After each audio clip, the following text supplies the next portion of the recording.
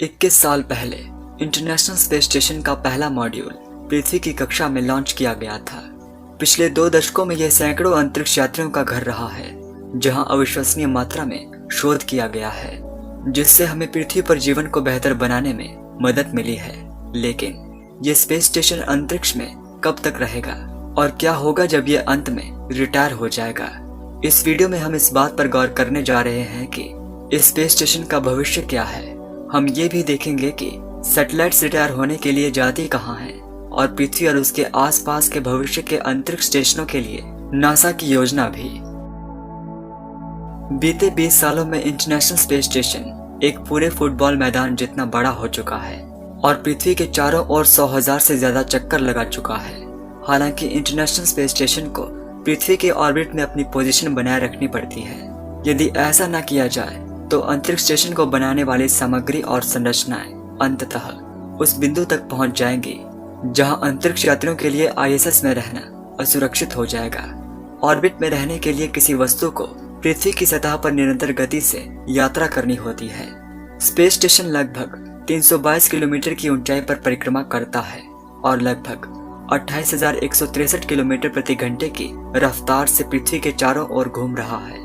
यदि ये प्रोपेलेंट न जले और ISS के ऑर्बिट को मेंटेन न करें तो ISS अंततः अपने ऑर्बिट से पृथ्वी पर गिर जाएगा।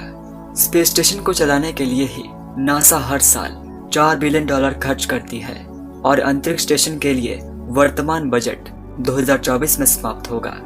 नासा 2028 में डीप स्पेस में और ज्यादा रोमांचक मिशंस को अंजाम देने के लिए स्पेस स्टेशन फंडिंग को मुक्त करने के लिए इस प्रोग्राम को रिटायर करना चाहती है। लेकिन एक बार नासा ने ISS को रिटायर करने का निर्णय ले लिया तो उनके पास आकाश से दुनिया के सबसे बड़े अंतरिक्ष यान को हटाने का चुनौतीपूर्ण कार्य होगा। बाहरी अंतरिक्ष संधि के अनुसार प्रत्येक देश अपने स्वयं के मॉड्यूल को डीऑर्बिट करने के लिए कानूनी रूप से जिम्मेदार है। बहुत से लोगों ने सजेस्ट किया है कि प्रत्येक मॉड्यूल को अलग अलग करके नीचे लाना चाहिए और फिर म्यूजियम का नमूना बनाने के लिए पृथ्वी पर रीअसेंबल किया जाना चाहिए।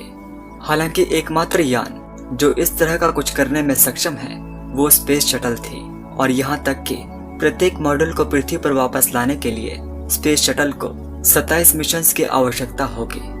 सबसे ज्यादा संभावित समाधान अंतरिक्ष स्टेशन को प्रशांत महासागर के एक क्षेत्र में डीऑर्बिट करना है, जो पॉइंट नेमो के नाम से जाना जाता है।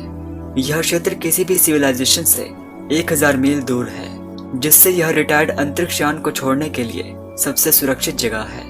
यह क्षेत्र इतना सुदूर है कि निकटतम मनुष्य वास्तव में इस स्पेस स्टेशन में ही सवार अंतरिक्ष यात्री हैं, जो सतह से सिर्फ 402 किलोमीटर ऊपर उड़ता है। अंतरिक्ष उड़ान की शुरुआत के बाद से अब तक 200 से अधिक उपग्रह इस स्थान पर समाप्त हो गए हैं। इसमें 2001 में गिरा रूसी मिर अंतरिक्ष स्टेशन भी शामिल है। जब एक सैटेलाइट पृथ्वी के वातावरण में तेज गति से पुनः प्रवेश करता है तो इंटेंस हीट और प्रेशर ही अधिकांश सैटेलाइट्स के टुकड़े करने के लिए पर्याप्त होती है।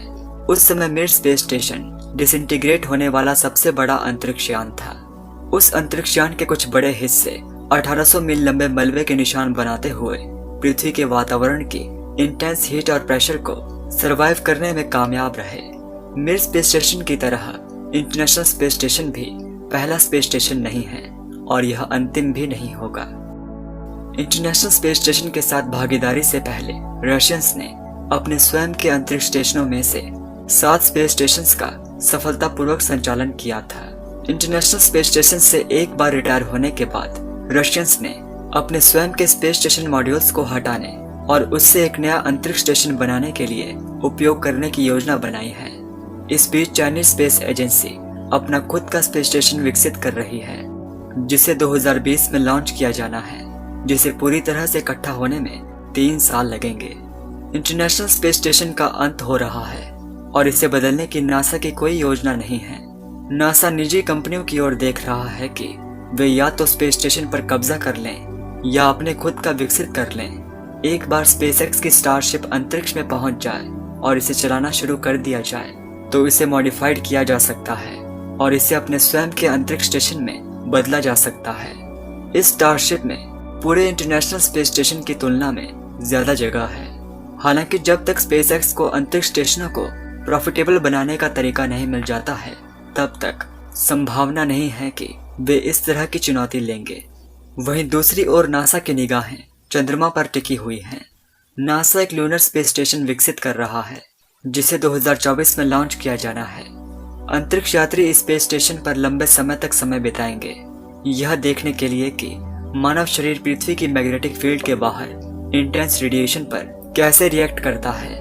यह space station deep space transport vehicle के लिए होल्डिंग पॉइंट भी होगा, जिसे इंसानों को मंगल ग्रह से और दूर ले जाने के लिए बनाया गया है।